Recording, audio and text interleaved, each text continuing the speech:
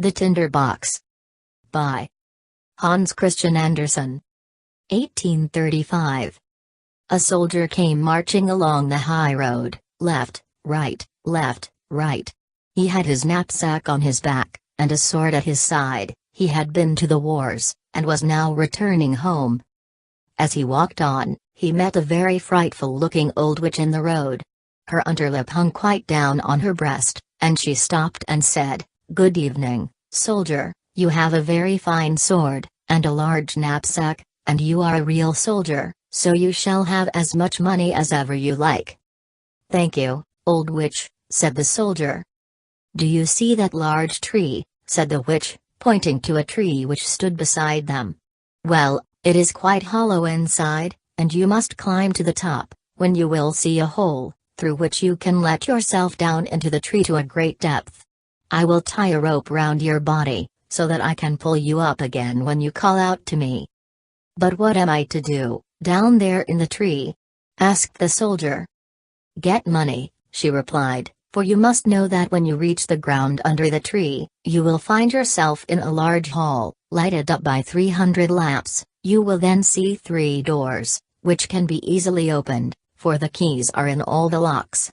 On entering the first of the chambers, to which these doors lead, you will see a large chest, standing in the middle of the floor, and upon it a dog seated, with a pair of eyes as large as teacups. But you need not be at all afraid of him. I will give you my blue checked apron, which you must spread upon the floor, and then boldly seize hold of the dog, and place him upon it. You can then open the chest, and take from it as many pence as you please. They are only copper pence, but if you would rather have silver money, you must go into the second chamber. Here you will find another dog, with eyes as big as mill wheels, but do not let that trouble you. Place him upon my apron, and then take what money you please. If, however, you like gold best, enter the third chamber, where there is another chest full of it. The dog who sits on this chest is very dreadful, his eyes are as big as a tower, but do not mind him. If he also is placed upon my apron, he cannot hurt you, and you may take from the chest what gold you will." "This is not a bad story," said the soldier, "but what am I to give you, you old witch? For, of course, you do not mean to tell me all this for nothing." "No," said the witch, "but I do not ask for a single penny. Only promise to bring me an old tinder box, which my grandmother left behind the last time she went down there." "Very well, I promise. Now tie the rope round my body." "Here it is," replied the witch, "and here is my blue checked apron." As soon as the rope was tied, the soldier climbed up the tree, and let himself down through the hollow to the ground beneath, and here he found, as the witch had told him, a large hall, in which many hundred lamps were all burning. Then he opened the first door. Ah! There sat the dog, with the eyes as large as teacups, staring at him. "You're a pretty fellow," said the soldier, seizing him, and placing him on the witch's apron, while he filled his pockets from the chest with as many pieces as they would hold.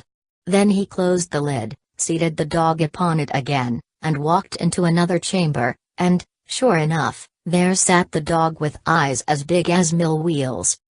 "You had better not look at me in that way," said the soldier, "you will make your eyes water," and then he seated him also upon the apron, and opened the chest. But when he saw what a quantity of silver money it contained, he very quickly threw away all the coppers he had taken, and filled his pockets and his knapsack with nothing but silver. Then he went into the third room, and there the dog was really hideous. His eyes were, truly, as big as towers, and they turned round and round in his head like wheels. "Good morning," said the soldier, touching his cap, for he had never seen such a dog in his life. But after looking at him more closely, he thought he had been civil enough, so he placed him on the floor, and opened the chest.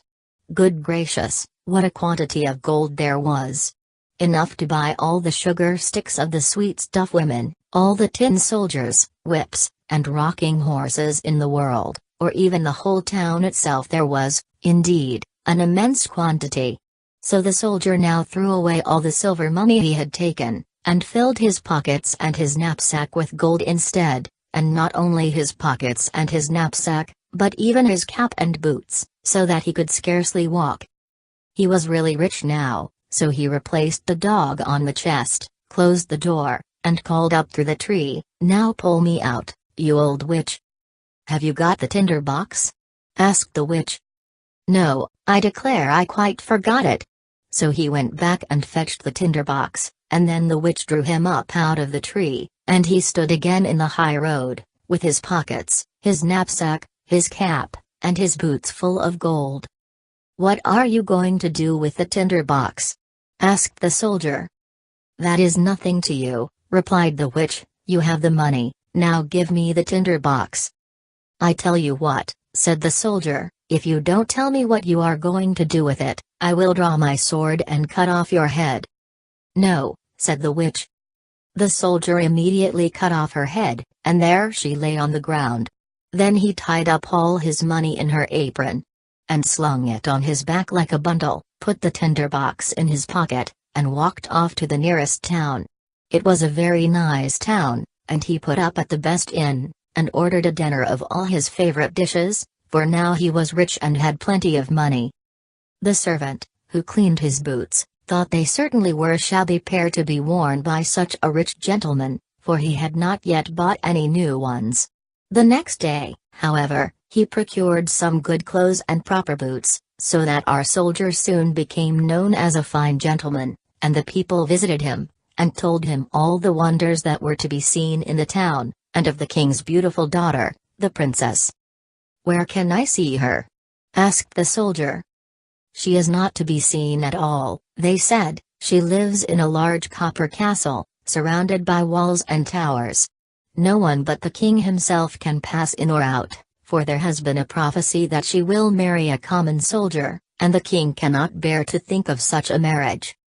"I should like very much to see her," thought the soldier, but he could not obtain permission to do so. However, he passed a very pleasant time, went to the theater, drove in the king's garden, and gave a great deal of money to the poor, which was very good of him. He remembered what it had been in olden times to be without a shilling. Now he was rich, had fine clothes, and many friends, who all declared he was a fine fellow and a real gentleman, and all this gratified him exceedingly.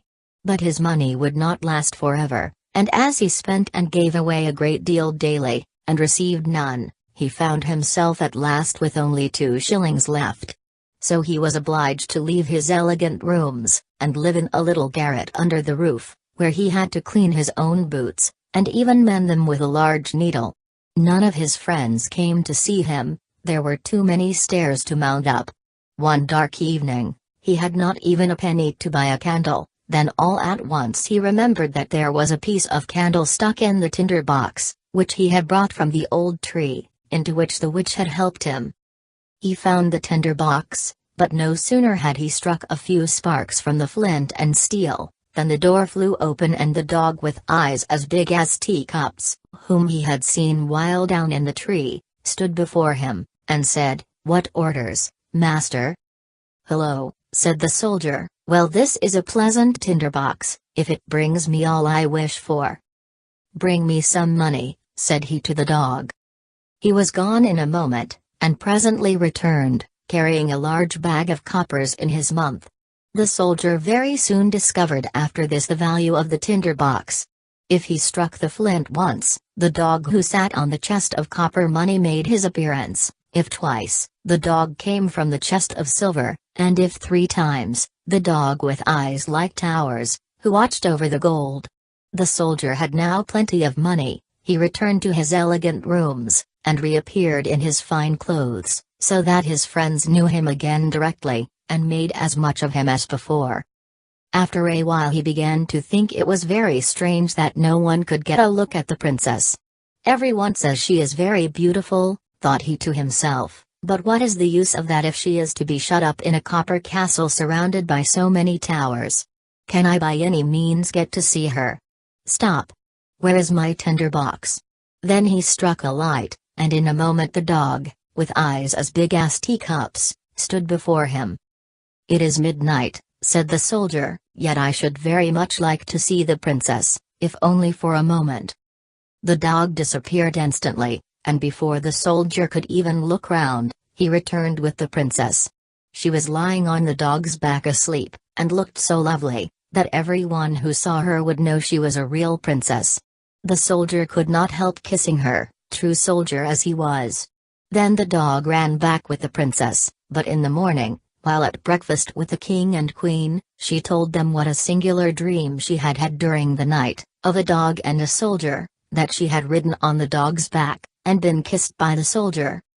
"That is a very pretty story, indeed," said the queen. So the next night one of the old ladies of the court was set to watch by the princess's bed, to discover whether it really was a dream, or what else it might be. The soldier longed very much to see the princess once more, so he sent for the dog again in the night to fetch her, and to run with her as fast as ever he could. But the old lady put on water boots, and ran after him as quickly as he did, and found that he carried the princess into a large house. She thought it would help her to remember the place if she made a large cross on the door with a piece of chalk. Then she went home to bed, and the dog presently returned with the princess. But when he saw that a cross had been made on the door of the house, where the soldier lived, he took another piece of chalk and made crosses on all the doors in the town, so that the lady-in-waiting might not be able to find out the right door. Early the next morning the king and queen accompanied the lady and all the officers of the household, to see where the princess had been. "Here it is," said the king, when they came to the first door with a cross on it. "No, my dear husband, it must be that one," said the queen, pointing to a second door having a cross also. "And here is one, and there is another," they all exclaimed, for there were crosses on all the doors in every direction. So they felt it would be useless to search any farther. But the queen was a very clever woman, she could do a great deal more than merely ride in a carriage. She took her large gold scissors, cut a piece of silk into squares, and made a neat little bag. This bag she filled with buckwheat flour, and tied it round the princess's neck, and then she cut a small hole in the bag, so that the flour might be scattered on the ground as the princess went along. During the night, the dog came again and carried the princess on his back, and ran with her to the soldier, who loved her very much, and wished that he had been a prince, so that he might have her for a wife.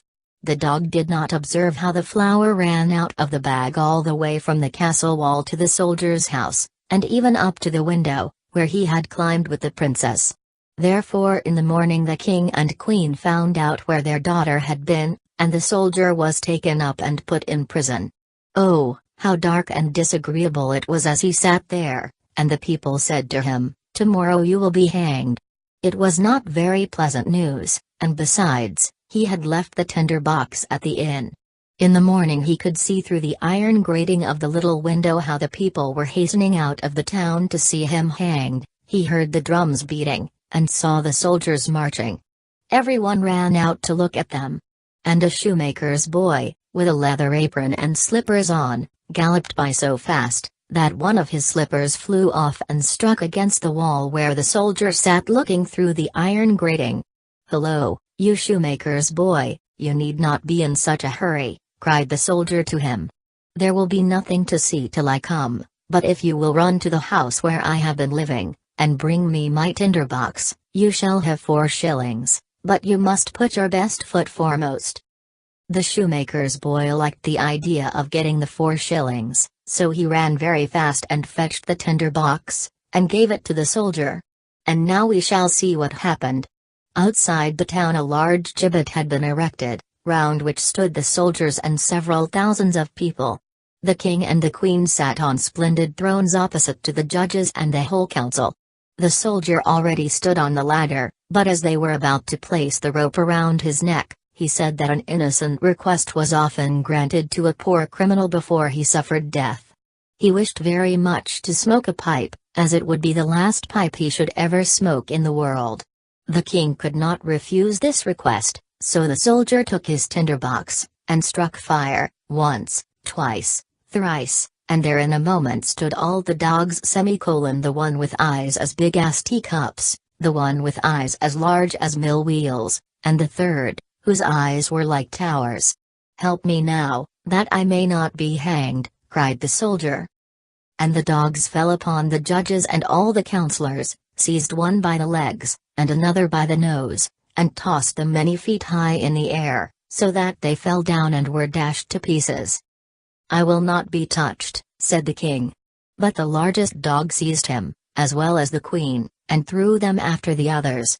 Then the soldiers and all the people were afraid, and cried, "Good soldier, you shall be our king, and you shall marry the beautiful princess." So they placed the soldier in the king's carriage, and the 3 dogs ran on in front and cried hurrah. And the little boys whistled through their fingers, and the soldiers presented arms. The princess came out of the copper castle, and became queen, which was very pleasing to her. The wedding festivities lasted a whole week, and the dogs sat at the table, and stared with all their eyes.